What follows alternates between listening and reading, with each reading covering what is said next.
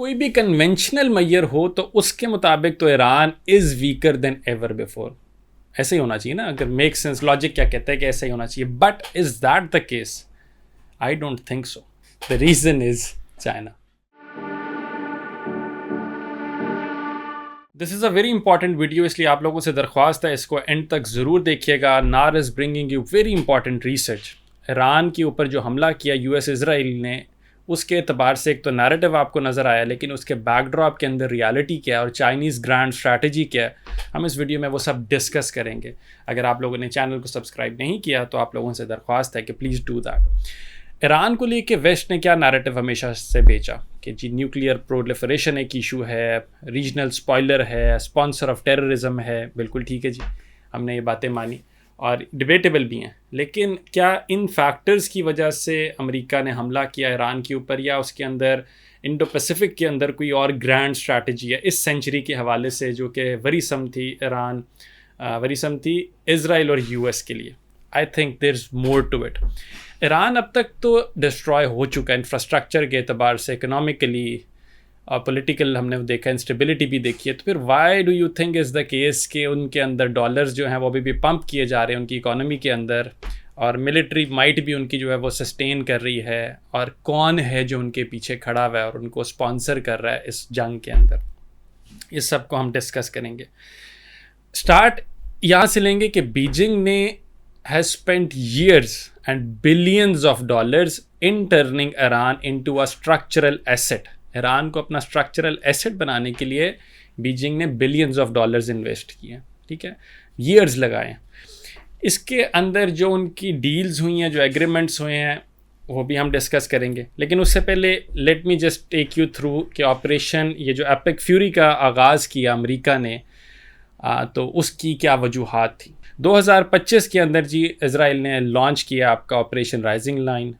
12 दिनों की वो कैंपेन थी, उसके अंदर उन्होंने कहा जी हमने ईरानियन एनरिचमेंट फैसिलिटीज़ को टारगेट किया, 3 उनके सीनियर कमांडर्स मार दिए हैं, और डज़न के करीब न्यूक्लियर साइंटिस्ट थे उनको भी हमने तबाह कर दिया। यूएस ने 3 डायरेक्ट उनकी न्यूक्लियर सपोजिटली फैसिलिटीज़ के ऊपर, न्यूक्लियर साइट्स के ऊपर हमले किए। B-2 बॉम्बर्स हमने देखा वहाँ पे गुजरते हुए गए और तबाह कर दिया उन्होंने, ठीक है। दे क्लेम्ड कि जी 14 दिनों के अंदर, फोर्टनाइट के अंदर, Iran has come on the knees, Iran has come falling down, ठीक है जी। अब इतना कुछ अगर आपने कुछ किया हो तो बिल्कुल ऐसे ही होना चाहिए। फिर हमने दिसंबर के अंदर देखा कि सिंस 1979 जो हैं उनके 30-35 के करीब प्रोविंसेस के अंदर largest ever recorded protests erupt कर गए। बिल्कुल ठीक है, हमने वो भी देखा। अब उसको ईरान ने कर्ब कैसे किया हमने वो नहीं देखा। रिपोर्ट करता है द न्यूयॉर्क टाइम्स और दूसरे पब्लिकेशंस के there were thousands of people who were killed और मैसेकर्ड, हमने वो नहीं देखा। क्यों नहीं देखा? हमने इस क्यों के ऊपर मैं आपको बाद में लेके जाऊंगा कि हमने अगर ऐसा हुआ तो हमने क्यों नहीं देखा, और ईरान ने अपने आप को नैरेटिव जो था वो किस तरह से अपना सेफली निगोशिएट किया, बाईपास किया, इस सारे क्रिटिसिज्म से जो कि उसके ऊपर आना था। और उसकी मिसाल है कि यूरोपियन यूनियन ने IRGC को डेजिग्नेट किया एज अ टेररिस्ट ऑर्गेनाइजेशन और ईरान को फर्दर आइसोलेट भी किया, ठीक है। लेकिन हमने ये सारी चीज़ें नोटिस की, फिर भी ये सारा कुछ हुआ। अब कोई भी कन्वेंशनल मैयर हो तो उसके मुताबिक तो Iran is weaker then ever before. ऐसे ही होना चाहिए ना, अगर मेक सेंस, लॉजिक क्या कहता है कि ऐसा ही होना चाहिए। But is that the case? I don't think so. क्या वजह है? द वजह is, the reason is China. China का इतना इम्पॉर्टेंट रोल है इस सारे क्राइसिस के अंदर कि you have no idea. China इतनी खामोशी से ईरान को सपोर्ट कर रहा है कि nobody could even think of it. But Israel को पता है, अमेरिका को पता है। इस हफ्ते तेहरान जो है it is close to finalising a deal for Chinese made supersonic anti ship cruise missiles. एक ये कौन से वेपन्स हैं? These weapons are capable of threatening American carriers जो कि पर्शियन गल्फ के अंदर रोम अराउंड कर रहे हैं, ठीक है। नंबर 1, एक तो ये डील हो रही है। इससे पीछे अगर मैं आपको लेके जाऊं, Chinese suppliers they shipped over 1000 tons, 1000 tons of sodium perchlorate, और ये एक की मिसल इंग्रेडिएंट होता है। ईरानियन पोर्ट ऑफ बंदर अब्बास के ऊपर इन्होंने ये उनको पहुंचाया। एंड ये जो बैलिस्टिक मिसाइल का स्टॉक पाइल है ईरान के पास, उसके अंदर इसका बड़ा ही इम्पॉर्टेंट रोल है, इसने उसको रीबिल्ड करने में बड़ा इंपॉर्टेंट रोल प्ले किया। ये भी अगेन चाइना की तरफ से आया, और ये वही है जिसको इसराइल ने जून 2025 के अंदर ऑपरेशन राइजिंग लाइन के अंदर डिस्ट्रॉय करने की कोशिश की थी, क्लेम किया था और बड़े खुश हुए थे।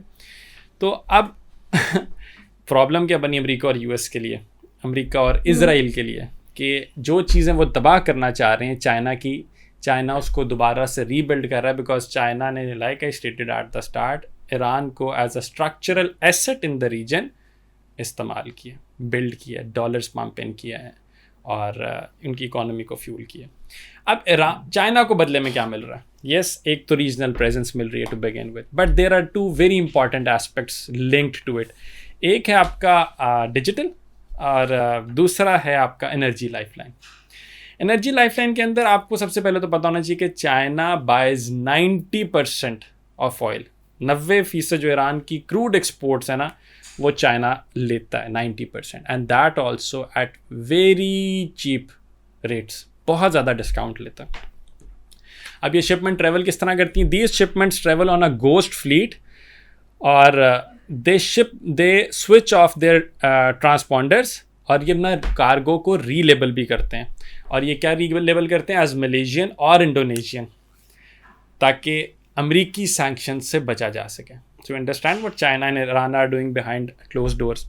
2021 से लेके अब तक जो total cumulative value of these purchases अब तक बनती है, दैट एक्सीड्स $140 बिलियन, $140 बिलियन से ज़्यादा। बट ये फिगर भी ज़्यादा नहीं है। क्यों नहीं है मैं भी बताता हूँ। और this is one of the main reasons कि आपकी इस्लामिक रिपब्लिक जो है, it has not gone bankrupt. ठीक है, अब ये अरेंजमेंट बड़ी खूबसूरती से वर्क करता है बीजिंग के लिए। क्यों जी? उनको ऑयल मिल रहा है चीप रेट पे, 90% वो वहाँ से ला रहे हैं, स्ट्रक्चरल अपनी प्रेजेंस भी मेंटेन कर रहे हैं। ठीक है, and that they are doing all that behind closed doors. ठीक है, तो कोई नाफना भी नहीं है उसके अंदर तली हुई। अब 2016 के अंदर मैं आपको लेके जाऊंगा, जब आपके खामनाई साहब ने शी जिनपिंग को रिसीव किया था। उस टाइम ना उन्होंने 25 ईयर एक स्ट्रेटेजिक पार्टनरशिप का हवाला दिया था। उन्होंने कहा था कि it is totally correct and endowed with wisdom. और उन्होंने कहा था कि वेस्टर्न गवर्नमेंट्स जो है वो हमारा ट्रस्ट कभी भी नहीं जीत सकती, इसलिए we have to look towards this. तो ईरान चाइना की तरफ 25 साल स्ट्रेटेजिक पार्टनरशिप का उन्होंने हवाला दिया था 2016 के अंदर।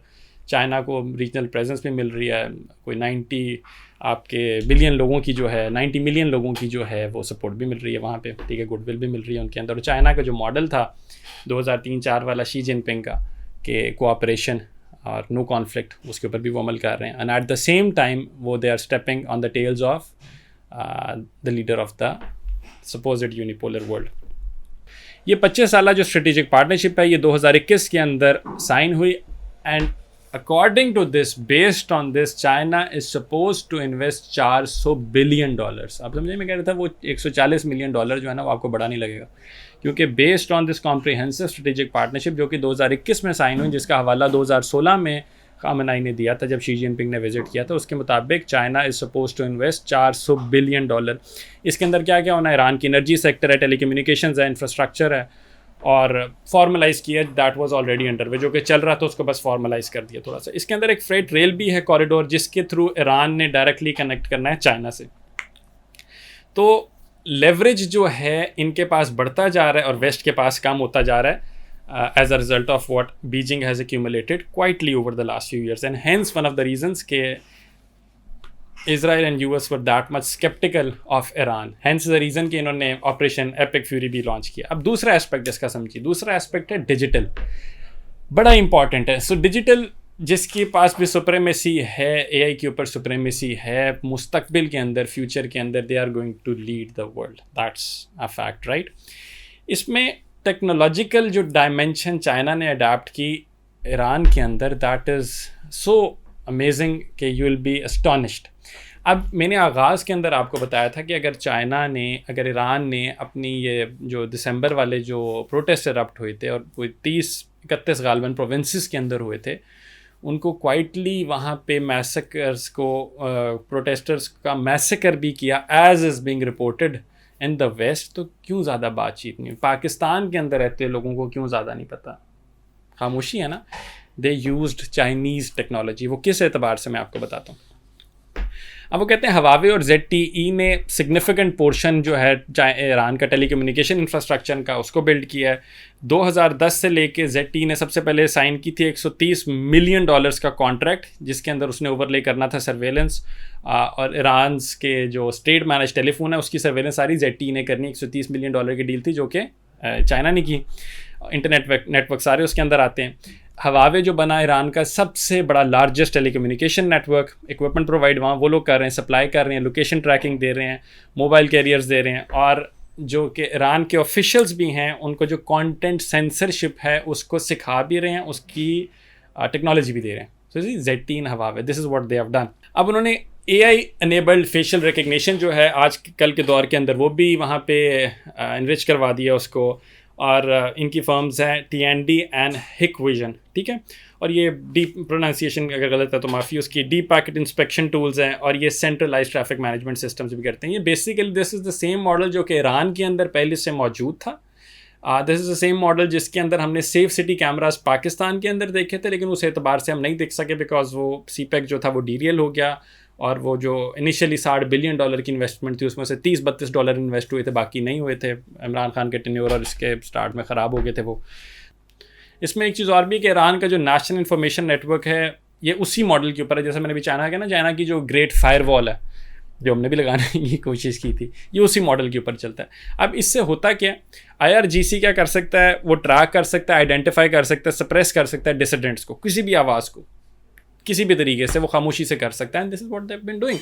To sum it up, this is the main reason that Iran is still able to fight a war that it should not be able to fight. It is doing so because China is behind Iran fighting against US and Israel.